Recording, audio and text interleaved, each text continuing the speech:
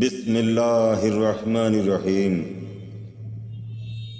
ایک شخص عام مہمان کی حیثیت سے حضرت علی علیہ السلام کے گھر وارد ہوا۔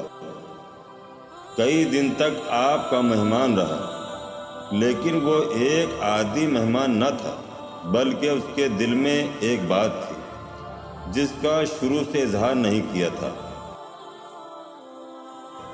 حقیقت یہ تھی کہ یہ شخص کسی دوسرے شخص سے اختلاف رکھتا تھا اور اس بات کا منتظر تھا کہ دوسرا فریق حاضر ہو تو جھگڑے کو حضرت کی خدمت میں پیش کرے، یہاں تک کہ ایک دن خود ہی اصل مطلب سے پردہ اٹھایا اور موضوع اختلاف اور فیصلے کو عنوان کیا۔ حضرت علی علیہ السلام نے فرمایا، بس تو دعوے دار فریق ہے؟